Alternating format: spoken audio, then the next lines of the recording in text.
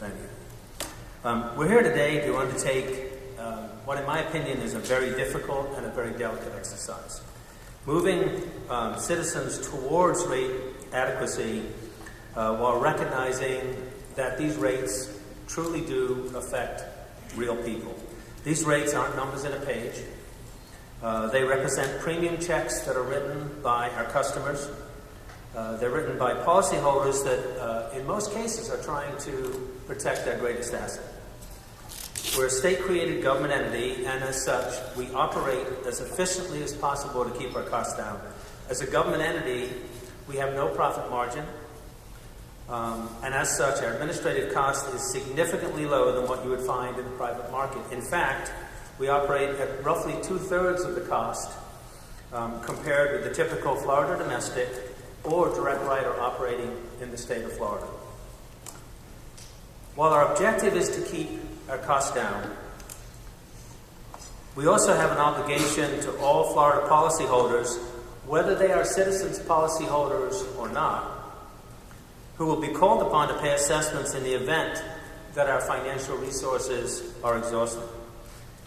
This is a very difficult balance, but we believe that the filing that you have before you really provides a delicate balance, really assessing the need for more rate with the economic implications of significant rate increases.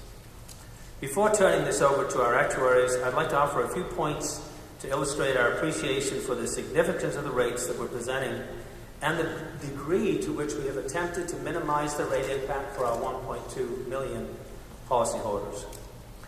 Citizens has engaged in prudent risk transfer for the hurricane season, and using traditional reinsurance and the cat bond market, we have placed an estimated $1.85 billion, and we've taken that $1.85 billion off the shoulders of all Floridians prior to this hurricane season.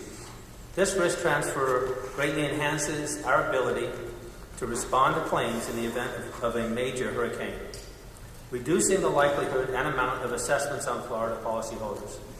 In addition to transferring the risk of our existing policyholders, depopulation efforts in the last year have actually resulted in over 400,000 offers of coverage to Citizens policyholders, with close to 300,000 of those policyholders electing to move into the private marketplace. The net impact of that is August of 2012, we were at 1.5 million policyholders. We are now at 1.2 million policyholders. Looking at both risk transfer and depopulation efforts, our assessment risk in the last 12 months alone has been reduced by 47%. By 47%. That's significant. And I want to emphasize that in developing our rates under the statutory glide path, contrary to most private companies in Florida, our reinsurance costs in this filing are not passed on to customers in the recommended rates. Instead, the costs are absorbed by Citizens. And we did eliminate, compared with last year's filing, a proposed risk load that we had previously included in our filings. With respect to our proposed 2014 rates, significant overall exposures to hurricanes and sinkholes are without question the major drivers behind the recommendations. The filing before you shows we're clearly making progress in both areas and respectively in the overall rates in both areas. Simply put, the statutory glide path absolutely is working. It is working. In 2011, our homeowners rate need was 56%. Our recommended rate was 56%. In 2014, that number is 18.3%. Additionally, our sinkhole rate need continues to significantly improve, due in no small part to the provisions of SB 408. And this is excellent news, considering that between 2008 and 2012, Citizens collected $191 million in sinkhole premium, but paid out $1.2 billion in sinkhole claims and related expenses. That's obviously a critical number to keep in mind.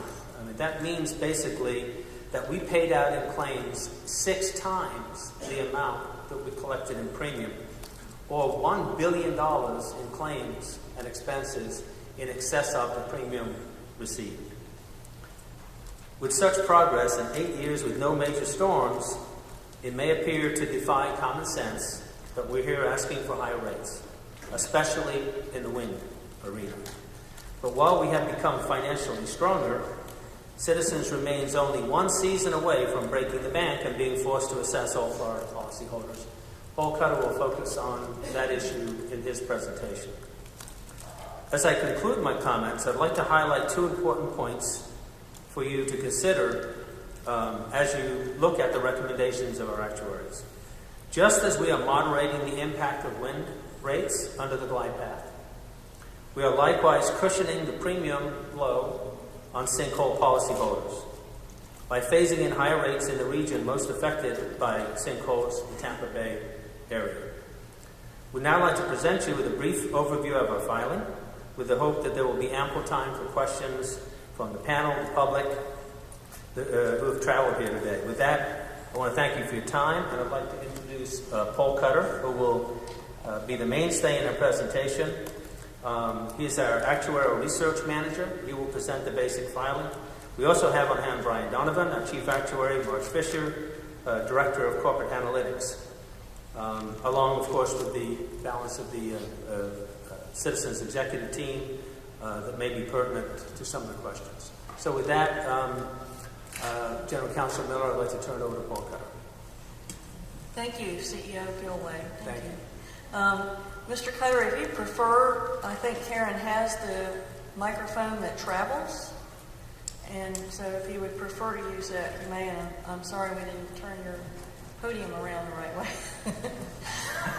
Next time we'll figure out a way to do that. Good afternoon, General Counsel Miller and members of the panel. Thank you for this opportunity to provide public testimony regarding the 2014 Citizens Rate Filing, which recommends rates for all of Citizens' policies written in 2014. The only policy types excluded from the filing are certain large commercial policies. I'd like to begin by discussing Citizens' overall recommended rate level of 7.5%. To illustrate the rate details of the filing, I will refer to the homeowners rate filing, which comprises the largest portion of Citizens' policies. Using the statutorily allowable maximum rate increase of 10% for any individual policyholder, we recommend an overall rate increase of 6.6%, or an additional $96 million in premium. This 6.6% represents the overall average premium increase for all Citizens homeowners policyholders from 2013 to 2014, with no policyholder experiencing an increase greater than 10%, and 68,000 policyholders receiving rate decreases.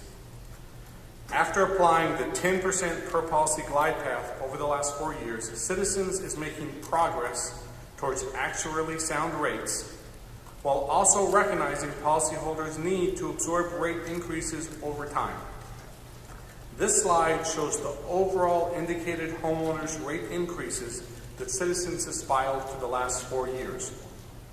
The indicated rate change filed for homeowners policies has decreased from 56.5% in 2011 to 47.9% in 2012 to 32.1% in 2013.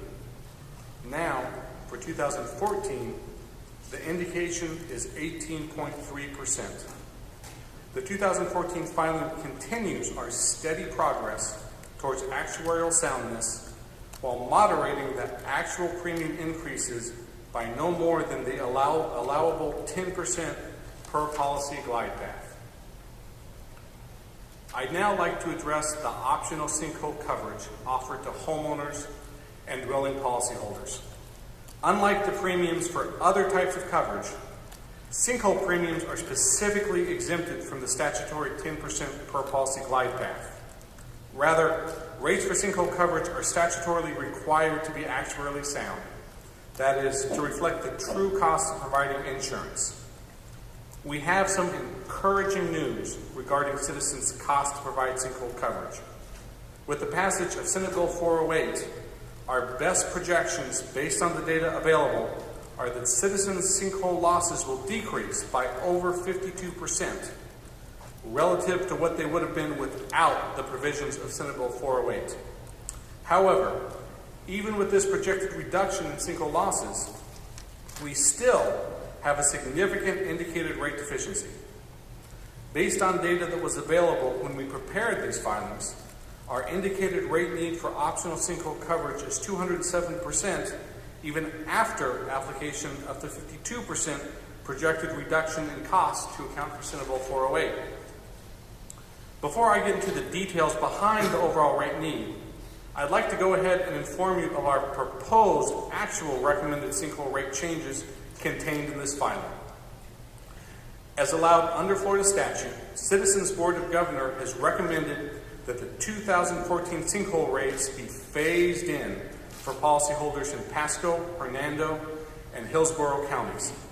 The board's recommendation is increases of 20% for Pasco and Hernando counties and 50% in Hillsborough County. Citizens is proposing this phase-in to reduce further financial hardship on sinkhole policies. For all other counties, the filing is for the actuarially indicated sinkhole rates, with average dollar cost of increases in these other territories ranging from $0 to $76, with an overall average of $7. Statewide, we are filing for an average sinkhole rate increase of 24.8%, which would produce an additional $15 million to pay sinkhole claims. The significant rate difference between Hernando, Pasco, and Hillsborough counties and the rest of the state can be explained by the fact that 82% of our sinkhole claims occur in these three counties. In proposing these sinkhole rates, we are choosing to substantially moderate the rate indication at this time, and will wait to see how sinkhole losses develop in future years in response to provisions passed in Senate Bill 408. To put this in perspective, I'd like to talk for a moment about the overall numbers behind this large sinkhole rate deficiency. Like other insurers, Citizens has experienced an escalation in sinkhole claims over the last decade. Since 2008, Citizens has paid $1.2 billion for sinkhole coverage, but only collected $119 million in premium. As we move forward, we will continue to collect more data on actual sinkhole losses, review loss control measures other than rate, and will use more and more actual loss data for future year sinkhole rate filings. Now, I'd like to speak about the catastrophic risk from which it is so important